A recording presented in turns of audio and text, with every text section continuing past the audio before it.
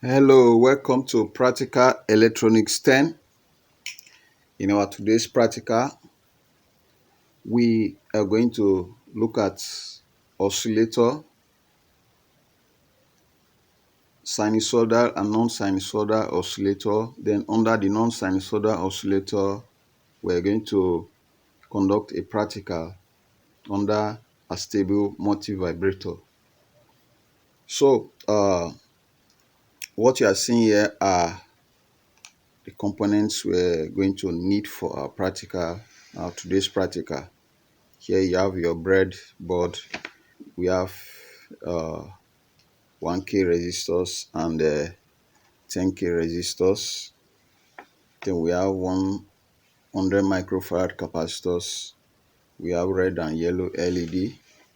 Then we have a 12 volts DC power supply.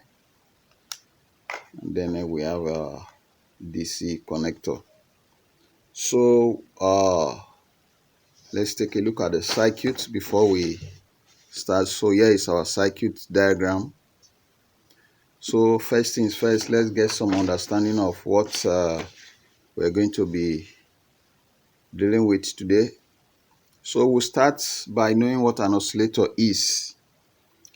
An oscillator is an electronic circuit that generates a repetitive continuous output signal without needing an external input signal. They work by taking power from a DC source and converting it into an AC waveform. We are seeing something here, waveform. What is waveform? A waveform is a graphical representation of how a signal's voltage or current varies with time. So there is an example of where we have a sine wave. You can see the voltage. Vertical axis represent voltage, while the horizontal axis represent time. So here the voltage is rising as the time is going. It reaches the peak and it comes down again, very smooth. So this is sine wave. So here we have square wave, off and on times C. Then here we have triangular waveform. Then we have sawtooth wave. So these are just example of waveform. So we have seen what an oscillator is. So it's simply a circuit that generates what electrical signals continuously without an external input. All what the oscillator needs is just a power supply. So we have two categories of oscillators. We have sinusoidal and non-sinusoidal. So the sinusoidal oscillator, this generates smooth continuous sine wave at a single frequency. So you can just see, just example what you are seeing here, the sine wave. So waveforms that looks like this are sinusoidal. There we have a sine wave.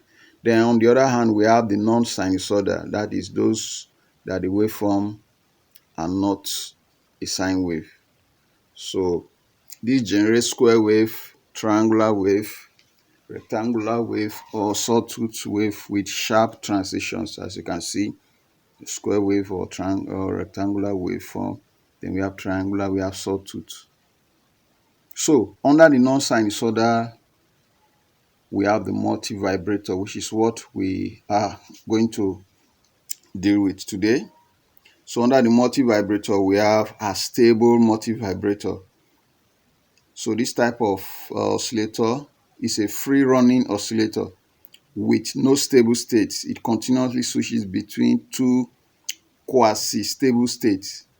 So what do we mean by quasi-stable states? That is also called metastable or temporary state.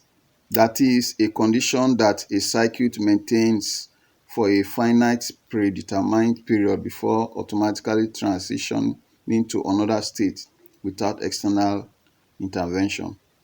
So on and off continuously. So what are the key characteristics of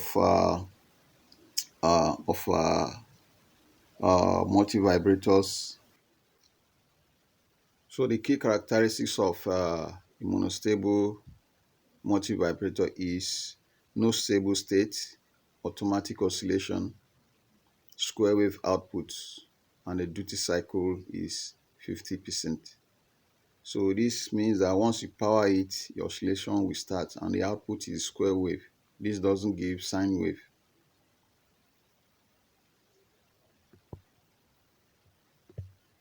So what are the applications of Astable multivibrators? We have LED flashers, such as example electronic car trafficators, continuous flashing on and off. Then we have clock generators for digital circuits. Then we have tone generators. Then we have timing circuits. So those are the applications of a multivibrator. So here we are going to practicalize it. But let's take a look at the circuit diagram. Here we have two NPN transistors. Two NPN transistors here. These are NPN transistors that we have here.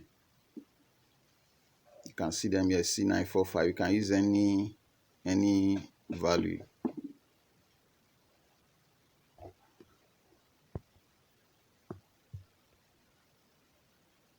So we also have some LEDs.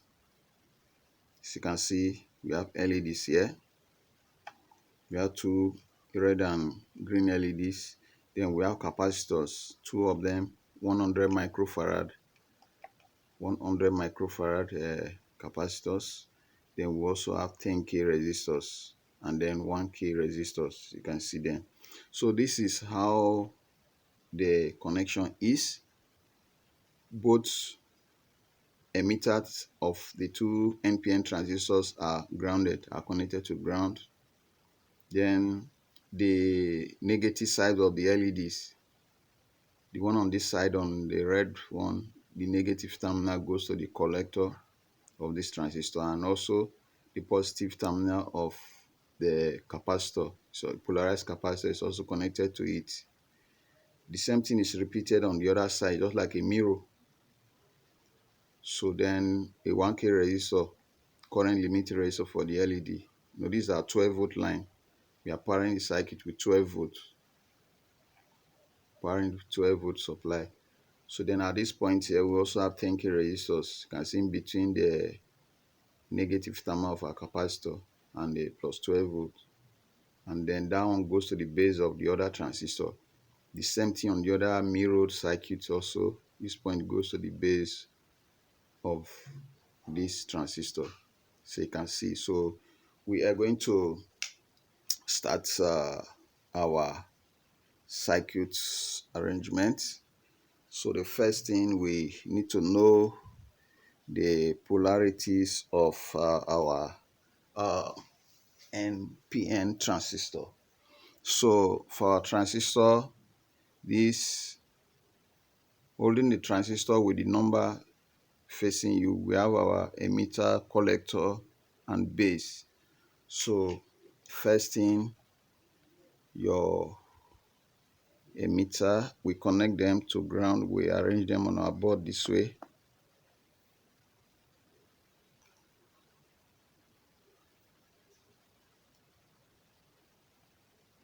So we arrange them this way.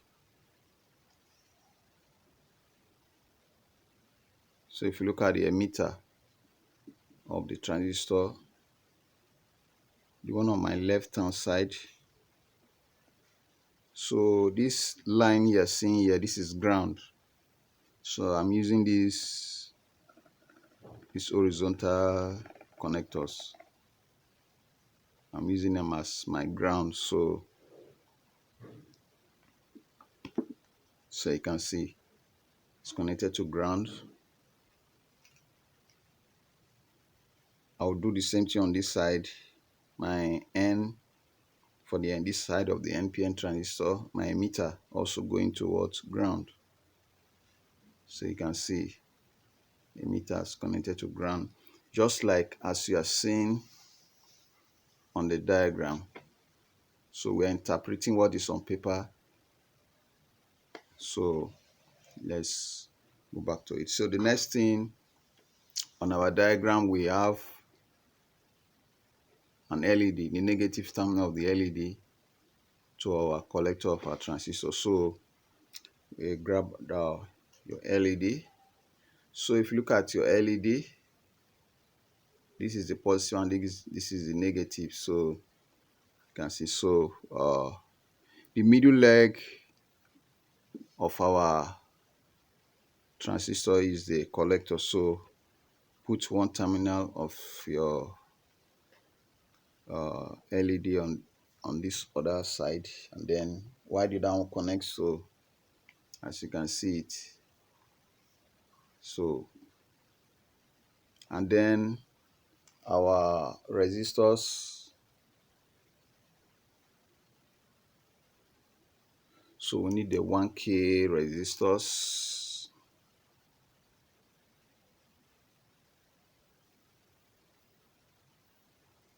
So let's look for 1K resistors.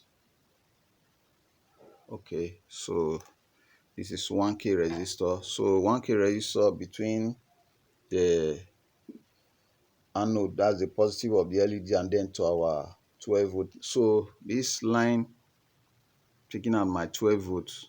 So you can see the other terminal of the LED on your 12 volt, then the other terminal of the resistor, one terminal of the resistor on your 12 volts, the other terminal of your resistor on the positive terminal of your LED. So you do this. Then on the other side, you do the same thing, just like you're having a mirror of the circuit. So the positive terminal, this positive terminal, so we connect it the same way. So you can see it. So the middle leg of the transistor, which is the collector, now is connected to the negative terminal of the LED. So we grab another 1K resistor. So this is 1K resistor. So we connect on the 12 volts. So you can see, so the same thing, we do the same thing on the other side. So looking at the circuit again, we have our capacitor, positive terminal of the capacitor to the collector. So this is our capacitor. So here is our capacitor, 100 microfarad. So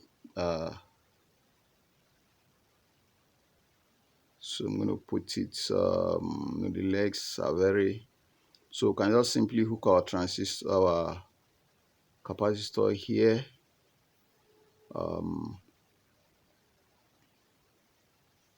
Since the terminals are very short,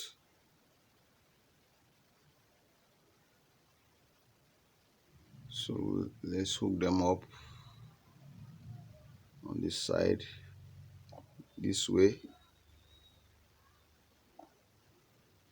or we can simply hook them up here so that it will be easy for us to do our connection. Okay, let's just hook them up here so that it will be easy. So take note of that, the negative terminal. So let's take our 10K resistor. So these are 10K resistors. So now if you look at the circuit, the 10K resistor is in between the negative terminal of the capacitor and the 12 volts. So where is the negative terminal? So this is the negative terminal of the capacitor, and this is 12 volts. So you can see it's the negative terminal of the capacitor and 12 volts. So we do the same thing on the other side. I have my 10K resistor, one terminal to the positive power supply, and then the negative terminal of the capacitor. So you can see it. So you can see it, the negative terminal of the capacitor and the 12 volts. So now, if you look, going back to the circuit, from here, this point now, we're going to connect to the base of the second transistor. Then from this point to the base of the second transistor. So, and then take note, we haven't connected this point, the positive terminal of the capacitor, to the collector of the NPN transistor. So we use a jumper.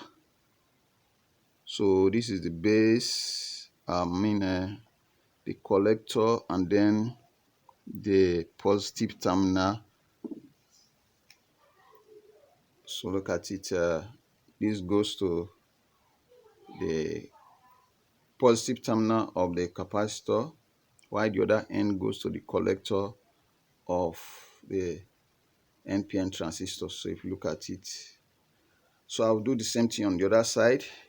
The collector of the transistor then goes to the positive side terminal of the capacitor. So that's the positive terminal of the capacitor goes to the collector of the NPN transistor. You can see it.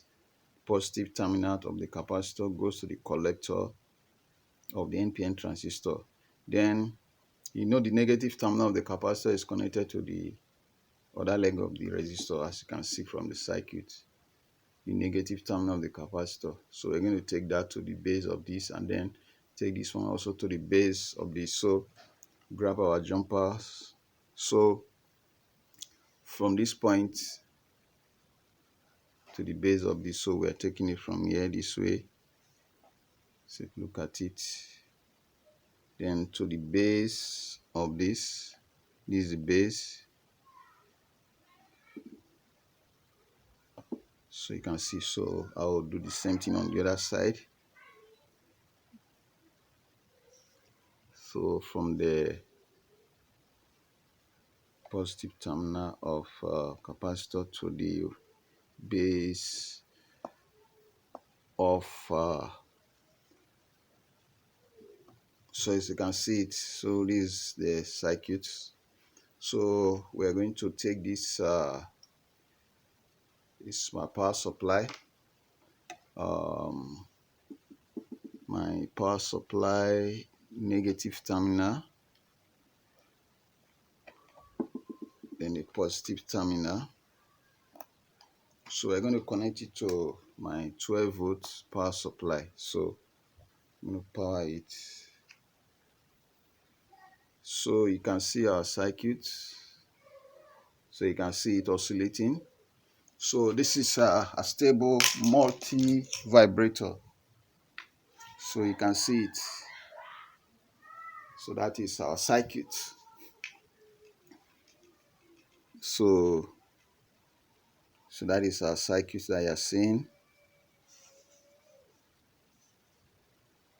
So you can see it really working. So this should be your, for those of you who are new to electronics, this should be your first practical. So you see, so we have assembled a real life working circuit on the breadboard that you are seeing. So this is a stable multi vibrator. Now let's go back to the circuit diagram. If you look at the circuit diagram, I wrote something here. Timing. So this is also a formula for calculating the timing. 0.7 times value of your resistor times the value of your capacitor. Now also take note, your power supply is also going to be, that's based on this my power supply that I have here. So that's how you want to calculate the timing. Now if you look at the circuit here, we have these two resistors, their values are equal. That's why we have equal turning on and off. So you can equal oscillating on both sides. So you can see it. Yeah, exactly, values are exactly equal. So your R 10k 10k. So then your C 100 microfarad. So if you alter these values, it's going to have that's if you want to change the blinking rate of each of the LEDs, you can vary. So you see, so this is without using a microcontroller. This is just pure electronics. So this is pure electronics that you see, and no microcontrollers, no programming involved here. You understand? So so look at the circuit very well, and then go and do yours. I would like to see yours. So let's Go back to the uses more once more. Let's take a look at the uses of our circuit again. The applications, you can see LED flashers. So you can see it's a LED flasher, just like what we have done here now is flashing the LED. So you see, so you can also make a electronic car trafficator. Those of you who have bike, motorbike and motor electric cars, so your trafficator lights it can be made from here. Then we also have clock generators for digital. Now digital circuits won't work without a clock generator, so take note of that. Then we have tone generators. For example, your police siren is an oscillator. Oscillator is made up of oscillator. So no electronics device or radios won't work without oscillator. There are different types of oscillators. So this is just one particular type of oscillator that we have covered here. That is a Astable multivibrator, which is a non-sinusoidal oscillator. So next time we meet, we are going to treat other types of oscillators. So for this today's practical, we have known what an oscillator is. We've known what sinusoidal and non-sinusoidal oscillators is, and then we also known an astable multivibrator under a non-sinusoidal oscillator. So we're going to end our practical here. Please, if you benefit from this video, like, share, and also subscribe to my channel. Thank you. Till we meet next time. See you in our next video.